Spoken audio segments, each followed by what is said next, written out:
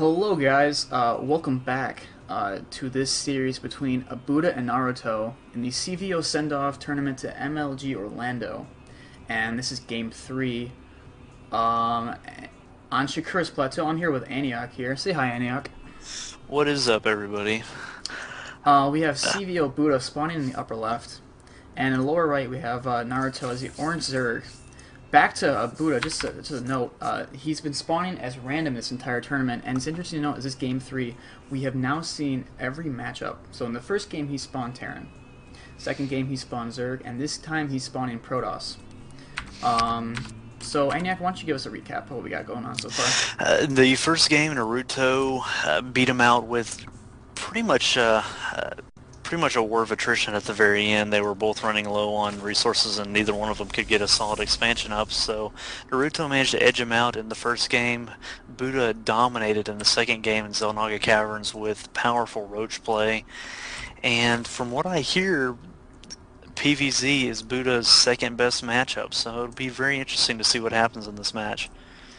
Considering his main race on the ladders was a Master Zerg, and he's only a random diamond, but I've seen him play, and I believe I would say his off race, his best off race is P, and the fact that he plays Zerg makes PvZ very good for him, because he have a mindset of a Zerg, so interesting to see what happens here. He's probably opting for the fast expansions. We see the pylon at the natural, and also for Naruto, we see this expansion go up for first. I'm actually surprised we don't see a forge or even a gateway first, try to get some sentries out or some cannons out, but it looks like seeing that expansion go down, and it looks like he faked a cannon rush there for just a second, but we're going to see just a flat-out Nexus go down before he even gets up a forge.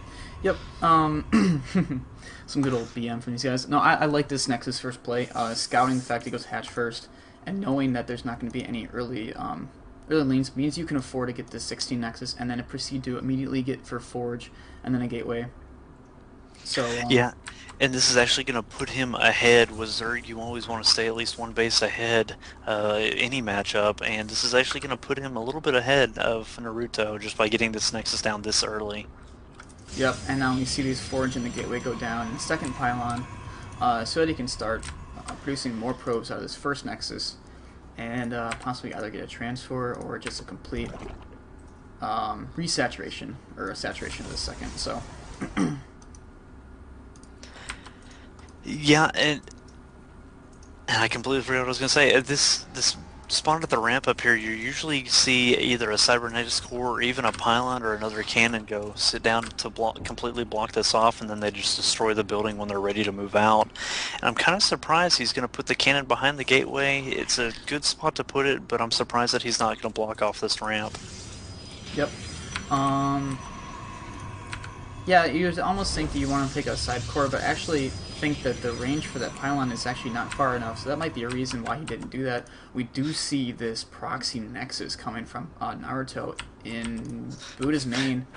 Yeah, and it's hilarious because Zerg actually cannot create Nexuses, they create hatcheries. We're going to see a proxy hatchery going up. Did I say Nexus? Ooh. You said Nexus, but that's okay, we'll forgive you this one time. It looks like BuDDhA does see it and immediately drops a pylon there. We're going to probably see some cannons go down. Yep, cannons for defense. We see the first and second gas going down for Naruto. Only one gas that started about 20 seconds ago for BuDDhA.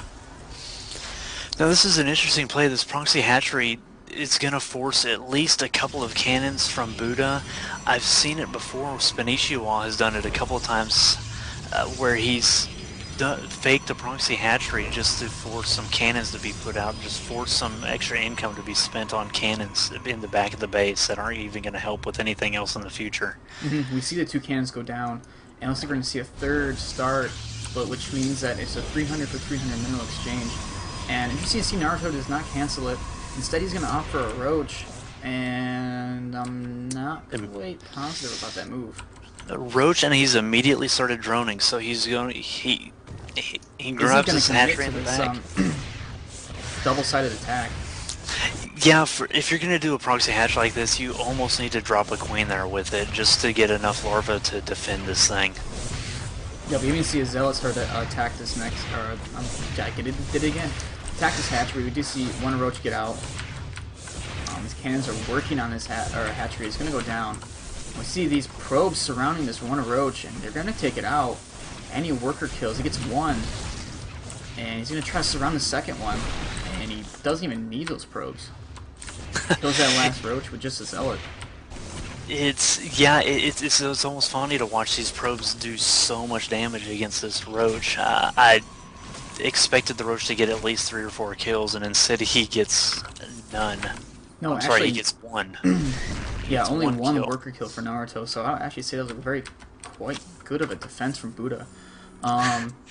No, I've actually seen this before. I've seen a game by cVoZez actually, where he defends a proxy hatch in his base off of 2 bases, and he actually almost dies, but he's able to kill 3 weak workers with only about 7 probes. Getting a good surround, and he only lost, I think, 1 or 2. So probes are actually quite good against roaches, apparently. Who knew? The new counter. We do see a Stargate going up for BuDDhA. Oh, actually, no. It looks like he's going to cancel it and go Twilight Council. Sounds like you need to stop and pause for about 2 seconds. Yeah, we're on replay. We are not live, gentlemen. So any sort of lag coming from me and coming from behind and Jack is totally due to my crappy computer. Yeah, so I'm a little bit ahead. So if you don't see it quite right away, just give it a couple of seconds, and whatever I'm telling you about, should pop up in a minute. And we do see these 2 spine crawlers at defense at the ramp for Naruto and his natural, and we do see this spine crawler go down. Either just a natural reaction, because I don't think he saw any tech for any Stargate or any Twilight tech out of Naruto. Or, yeah, sorry, in fact, all that Naruto's seen is those gateways up front. He hasn't even seen these 5 gateways that are finishing up here, up in the main.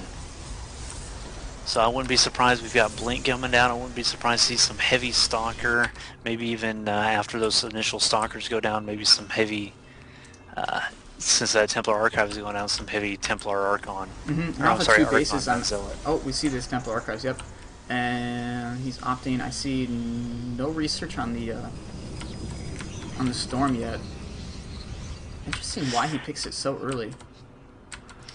We see many Stalkers being built right now. I would want to say this is a 2-base timing attack with the exception of that Templar Archives. Yeah, we may see them push out right when this Blink finishes, or he may even wait for this ground. He's actually got ground weapons level 1 already researched, and he's got number 2 on the way now, and he's chrono boosting it out, so I wouldn't be surprised to see him wait until at least Blink, and most definitely wait until that level 2's up. It looks like Naruto's actually going to drop a 3rd real quick now. Like I said earlier, you want to try to stay at base ahead. I'm actually kind of surprised he waited this long to get that 3rd up. And we're going to see this primary Starkler army expose his Blink tech to Naruto, so we're going to see he already has Infestation Pit up. He has Fungal Growth almost done researching, and 6 Infestors on the way. And Fungal Growth, I'm pretty sure, trumps Blink.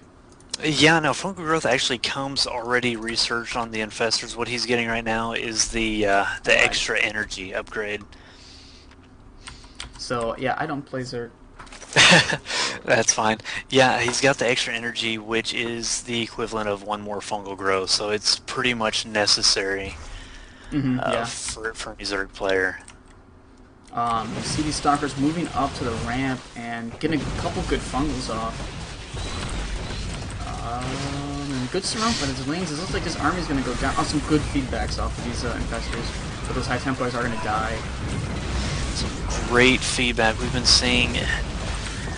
Well, I would say we've been seeing it since the beginning, but the feedback is just so effective against these Infestors, against really any unit with energy, of course. But that's actually a throwback to old BuDDhA tech. The feedback is so effective against energy units. Definitely. That is definitely the only counter you can really imagine to Infestors. Because they're so weak, opting for Colossi is just hard to do, especially pre-patch with this before the nerf to Neuroparasite and whatnot. So Yeah, there will be a new patching come up that limits the range on Neuroparasites, and I don't know if we'll see it this game.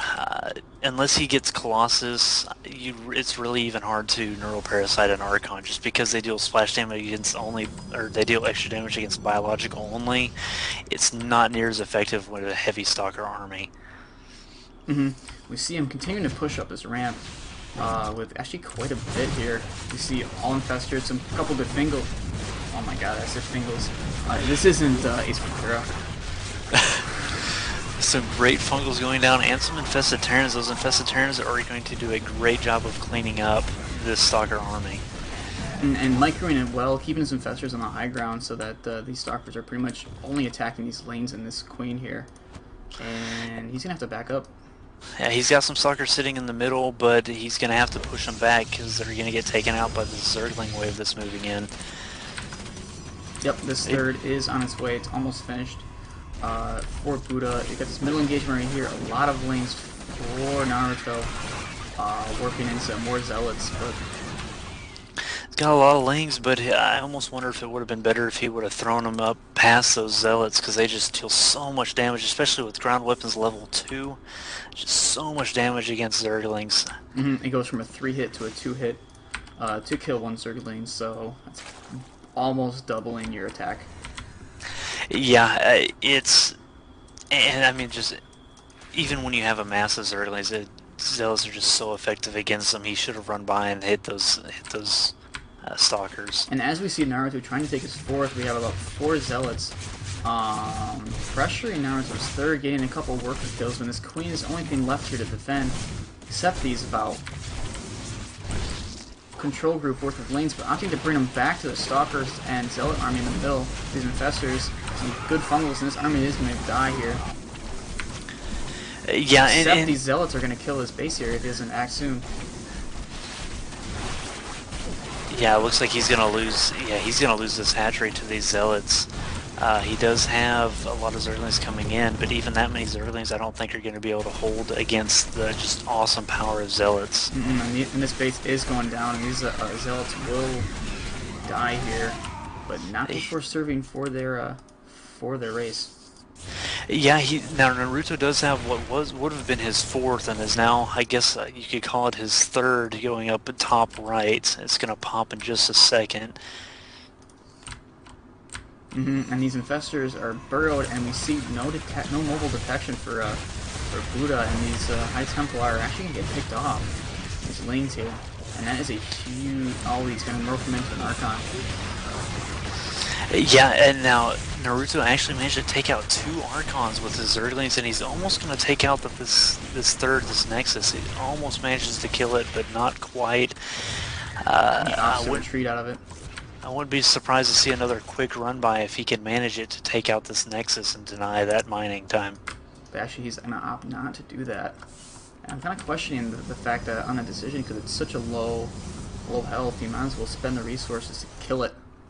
Considering you just lost your base. Yeah, I mean, he lost what was his third. He's got it coming up again now, but you almost need to pay him back in kind, because right now all that damage that he did with those Zerglings, it's pretty much useless because BuDDhA still has his Nexus. Yeah, even though you lost a good amount of your army and you dealt all that damage, it's still there. It's all for nothing. So we see a good deal of Infestors, about 15 total here for Naruto. Yeah, it's a lot of Infestors. They can do a lot of damage as long as they're not seen, and I'm not seeing any detectors yet. Robo is going down, and it's about 30 seconds done. And as his fourth is about a third of the way done. And we're going to see an engagement in the center here. All these Infestors are burrowed, and they unburrow, getting some good fungals and some good infested Terrans. But yeah, and he's moving his Infestors through these. He's lost his forward line, and he's gonna lose a lot of Infestors if he's not careful on this. These Infestors get trapped in these infested Terrans, and he's actually gonna lose a good deal here. And this lone High Templar moving, gonna get it fungaled, and there's the feedback, kills 2 of them. with just that one High Templar. And feedback, it's a low-cost spell. It comes already researched. I mean, it's